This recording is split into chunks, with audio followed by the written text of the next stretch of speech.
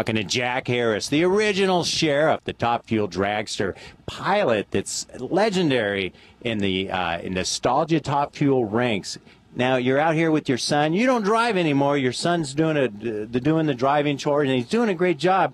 Really must be proud. It must be a proud deal to watch your boy go down the track. Oh, definitely, yeah. To see him equal what we did, a few years ago, and run these speeds and ETs that we did about 2 years ago, the 550s, 260, 65s, he's right there with us, Now, your car seems to gets a little bit faster all the time. Yeah, we're just a little here, a little there. Just keeps getting perfection, just keep touching it here, and it gets better and better. And we're learning, Brett's learning really good on how to tune the car. Not only does he drive it, he tunes it.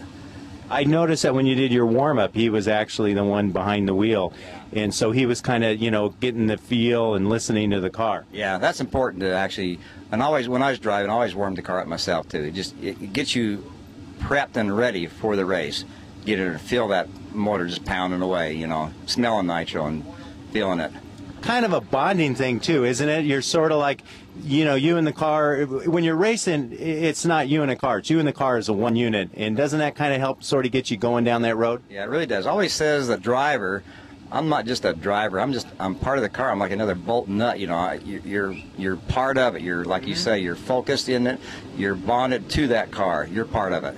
That way, it's like you put in a motor, you put in a tranny, you put in a clutch, you put in a driver. And if something's off, if there's a vibration or a noise, if you're used to that car and you're bonded with it, you're going to pick that up. You're going to know that, okay, we got a problem, we need to lift, or we're running good, let's just keep in it. Yeah, you feel things, like you say, you feel things and you sense things going down the track, and that's really important to come back and relate what you felt. So when you're talking to the rest of your crew, we do it as a corporate, we make a corporate decision on the tune-up. Brett's the main crew chief, he drives it, he feels it, and he comes back and we talk about what he felt. I think we need to take a little clutch out here, add a little more nitro here, maybe a little mag, we talk about it, putting it all together. But the input from the driver is very, very important. Not just the computer, but the driver.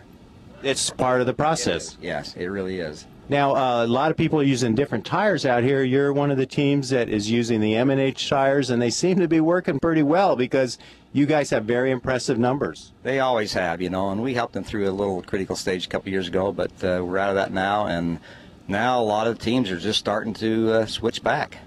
It seemed like some of the other tire companies saw what was going on out here, wanted to be part of it, and kind of pushed their way in, but then when all the numbers were shooken out, M&H really did come out on top. Yeah, we still come out on top, still top speed, low AT the meet, practically every race we go to, and that's been our reputation. Just, hey, we're there, and we're going to give those numbers, give the crowd what they came to see.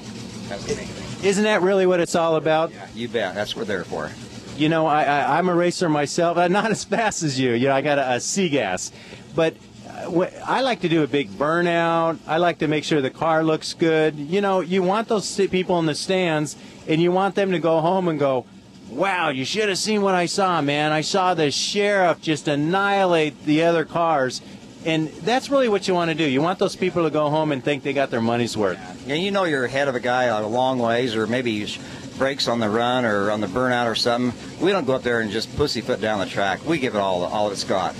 A lot of times we'll set low AT, top speed of meet on that run just for the crowd. Hey, your crew look great out there. Everybody wearing the FOAT.com T-shirts, and you really, man, it looks like you guys are really here to support the whole community, which is kind of what the FOAT does. They're sort of involved in helping out all the racers. This will be a great asset for the automotive community. I mean, not only just drag racing, off-road racing, motorcycles, snowmobiles, boats, everything can be found on this website.